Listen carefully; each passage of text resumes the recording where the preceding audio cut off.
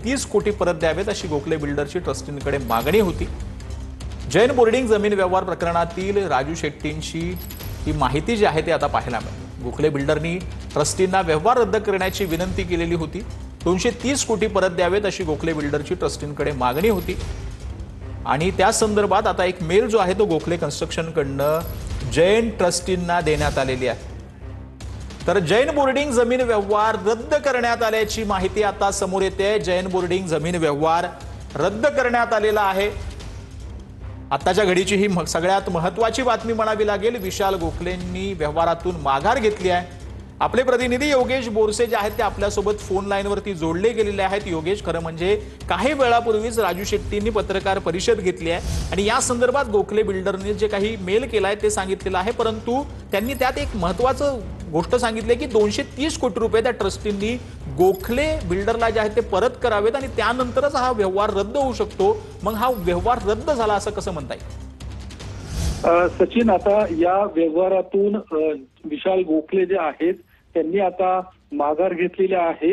त्यांनी स्वतःहून हा व्यवहार रद्द करण्याचा निर्णय घेतलेला आहे आणि यामध्ये ट्रस्टी देखील आता सकारात्मक आहे, कारण ज्या पद्धतीने गेल्या काही दिवसांपासून ट्रस्टींवरती जो काही दबाव येताना पाहायला मिळाला होता, कारण जैन समाज हा रस्त्यावरती उतरला होता आणि आज ज्या पद्धतीने विशाल गोखले यांच्याकडून ट्रस्टींना मेल गेलेला आहे आणि ज्या पद्धतीने या संपूर्ण व्यवहारासंदर्भात राजकीय पडसाद देखील उमटताना पाहायला मिळत होते, त्यामुळे हा व्यवहार आता थेट रद्द झालेला आहे।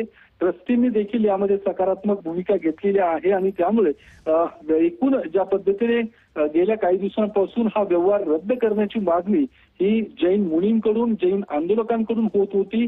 यापूर्वी या संपूर्ण व्यवहारावरती स्थगिती देण्यात आली होती, मात्र हा व्यवहारच रद्द करण्यात यावा अशा पद्धतीची प्रमुख मागणी या सगळ्या आंदोलकांची होती।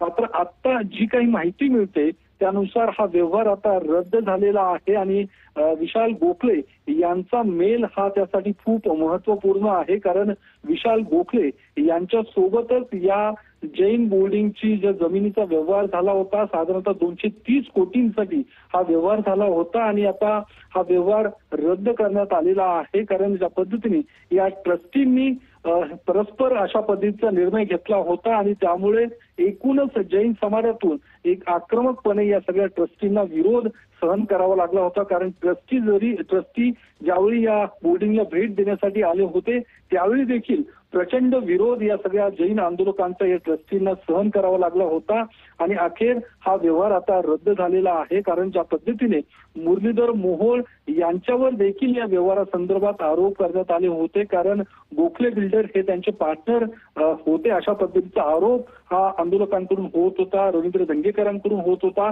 त्यामुळे स्वतः मुरलीधर मोहोळ यांनी या आंदोलकांची भेट घेतली होती आणि हा व्यवहार रद्द कसा करता येईल या संदर्भातली भूमिका ही स्वतः मुरलीधर मोहोळ यांनी घेतली होती आणि त्यामुळेच मुरलीधर मोहोळ यांनी गोखले बिल्डरला, गोखले कन्स्ट्रक्शनला त्या संदर्भातल्या सूचना केलेल्या आहेत आणि तात्काळ सूचना केल्यानंतर गोखले कन्स्ट्रक्शनने देखील आता ट्रस्टला तसा मेल केलेला आहे की आम्हाला या व्यवहारात आता कुठलाही रस नाही किंवा हा व्यवहारातनं आम्ही आता माघार घेतोय अशा पद्धतीची भूमिका आता गोखले कन्स्ट्रक्शनने घेतलेली आहे। त्यामुळे हा व्यवहार आता रद्द झाला आहे अशाच पद्धतीची माहिती आता आपल्याला मिळते। त्यामुळे एकूणच या संपूर्ण व्यवहारासंदर्भात किंवा या संपूर्ण वादावरती आता पडदा टाकण्याचं काम गोखले कन्स्ट्रक्शन कडून केलं जातं आहे, कारण रोज या संदर्भात आरोप हे रवींद्र दंगेकरांकडून होताना पाहायला मिळत होते।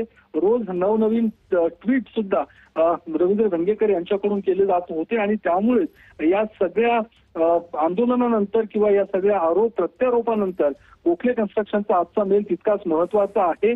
मात्र या सगळ्या गोखले कन्स्ट्रक्शनने जी काही मागणी पुढे केलेली आहे ती अर्थातच 230 कोटी जे काही या ट्रस्टींना देण्यात आलेलं आहे त्याची आता परतफेड कशी करणार या संदर्भात देखील एक महत्त्वाचा मुद्दा असा आहे बोरसे की राजू शेट्टींनी जी काय आता पत्रकार परिषद घेतली त्याच्यामध्ये त्यांनी सांगितलं की हा व्यवहार रद्द करावा अशी गोखलेंकडून आम्हाला मेलद्वारे माहिती प्राप्त झाली आहे, परंतु या संदर्भातले 230 कोटी रुपये जे आहेत ते ट्रस्टींकडून गोखले ट्रस्टला म्हणजे गोखलेंचे जे बिल्डर्स आहेत त्यांना जाणं महत्त्वाचं आहे आणि त्यानंतर जे काही त्या मिळकतीवरती म्हणजे त्या मालमत्तेवरती जे काही गोखले कन्स्ट्रक्शनचं नाव लागलेलं आहे ते निघून त्यावरती जैन ट्रस्टचं पुन्हा एकदा नाव चढलं जावं, म्हणजे जोपर्यंत हा संपूर्ण व्यवहार जो आहे तो कागदोपत्री होत नाही तोपर्यंत आम्ही आमचं आंदोलन मागे घेणार नाही, अशी भूमिका राजू शेट्टींनी म्हटलंय. मग हा पूर्ण व्यवहार रद्द झाला असं कसं म्हणता येईल? नाही, ज्या पद्धतीने राजू शेट्टी यांनी ती भूमिका मांडलेली आहे निश्चितच, मात्र एकूणच गोखले कन्स्ट्रक्शन किंवा या संपूर्ण जे व्यवहारातून आहे गोखले कन्स्ट्रक्शनच आता बाहेर पडलेलं आहे. मात्र जी काही अधिकृतपणे जी काही घोषणा आहे ती आता ट्रस्ट कडूनच केली जाईल किंवा या सगळ्या आंदोलकांकडूनच केली जाणार आहे.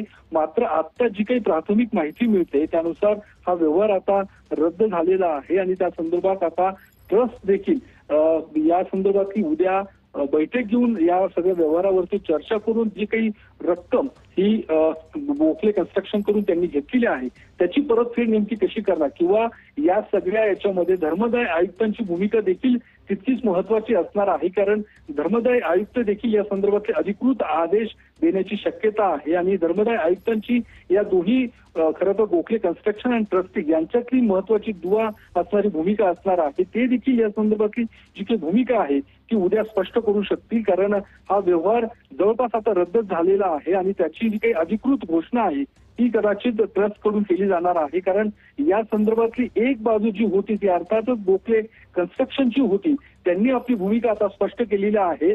दुसरी जी भूमिका असणार आहे ती अर्थातच ट्रस्ट कडून असणार आहे. त्यामुळे आता ट्रस्टने ज्यावेळी या संदर्भातली अधिकृत भूमिका जाहीर करतील त्यावेळी या संपूर्ण धन्यवाद व्यवहारावर योगेश बोरसे या संपूर्ण सविस्तर माहितीसाठी.